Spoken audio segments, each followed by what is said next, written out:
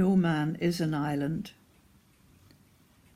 The syllabus in my school had not included the works of John Donne, a 16th and 17th century English poet, scholar, soldier, and Anglican priest. A line from one of his poems was often quoted by Ray Davy: "No man is an island."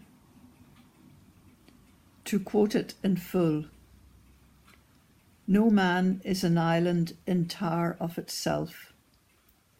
Every man is a piece of the continent, a part of the main. If a clod be washed away by the sea, Europe is the less, as well as if a promontory were. As well as any manner of thy friends, or of thine own were. Any man's death diminishes me, because I am involved in all mankind." And more recently, the scientific community has come up with two theories which are somewhat linked. 6 degrees of separation. The theory of 6 degrees of separation contends that because we are all linked by chains of acquaintances, we are just 6 introductions away from any other person in the world. And then the chaos theory and the butterfly effect. The idea is that small things can have a non-linear impact on a complex system. The concept is imagined with a butterfly flapping its wings and causing a typhoon, a catalyst. If you wish to investigate these, you can look them up via Wikipedia. Over the last months, this saying and these theories have become even more obvious. In the early spring of 2020, there was something in the news about a flu-like illness in an unknown city in China. I hardly took any interest, for it was far away and affected people I had no connection with. Little did I know what impact it would have on the activities that I had planned, and even more, the devastating effect on almost everyone in the world. Demanding a change in our behaviour, confining us to our homes, denying access to our friends and all but our close family, restricting our participation in the most important rituals of our lives: birthdays, marriage, funeral. Now our country rejoices in the fact that a vaccination was developed and has proved to be effective, and that a large proportion of our citizens have been protected from the severe effects of the illness. However, because of our interconnected world, until everyone is protected, we may still suffer the consequences. So it is in our own interest to share our vaccines. While the pandemic was caused by the coronavirus, the other crisis that the world is facing, that of climate change, has been caused by the changes over many decades in the lifestyle and increased affluence of those in the developed countries.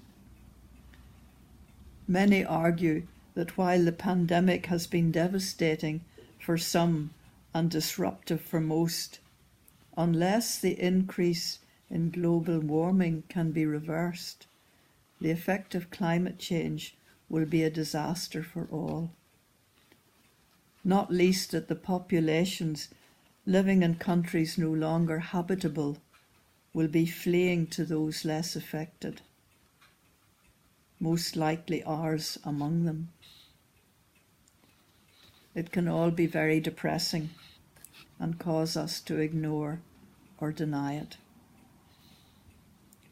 But as was said earlier, one small positive step can make an incredible difference. For me, the miracle of the feeding of the multitudes was that some were willing to give their food to share with other people. Many who saw it realized that they also had enough to share, and everyone was fed, including those who had brought nothing. To quote from the New English Bible in the Gospel of Mark, "There was another occasion about this time when a huge crowd had collected, and, as they had no food, Jesus called his disciples and said to them, 'I'm sorry for all these people. They have been with me now for 3 days and have had nothing to eat. If I send them home unfed, they will faint on the way. Some of them have come from some distance.' The disciples answered, 'How can anyone provide all these people with bread in this lonely place?' 'How many loaves have you?' he asked. And they answered, 7. So he ordered the people to sit on the ground. He took the 7 loaves, and after giving thanks to God, he broke the bread and gave it to his disciples to distribute, and they served it out to the people. They also had a few small fishes, which he blessed and ordered them to distribute it. They ate to their heart's content, and 7 baskets were filled with the scraps that were left." Mark 8, verses 1 to 8. Maybe we don't have to deny or ignore problems of the world, but make one positive step at a time, which may cause the butterfly effect. What might that be? A smile, a word of encouragement, a donation to a charity, a walk rather than a car journey, a vegetarian day, an alertness to the accurate as opposed to false news, a letter, tweet, or other means to someone of influence. I leave it up to you.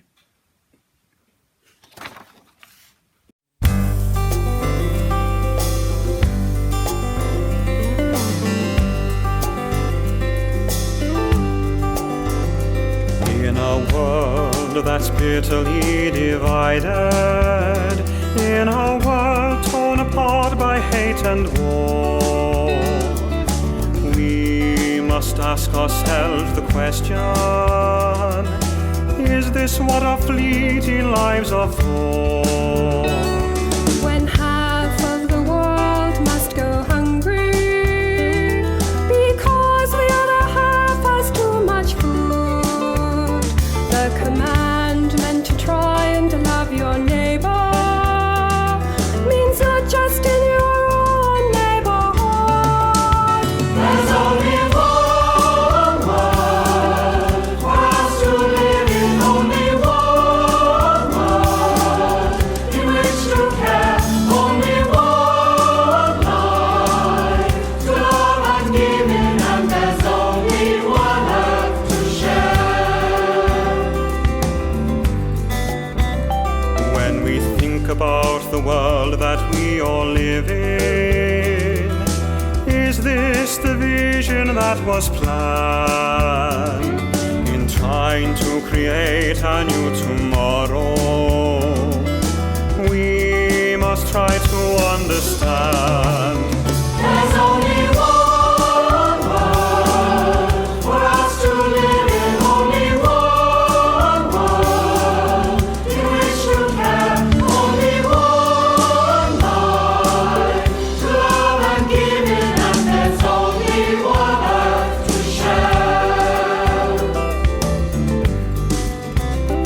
In a country full of bitterness and anger,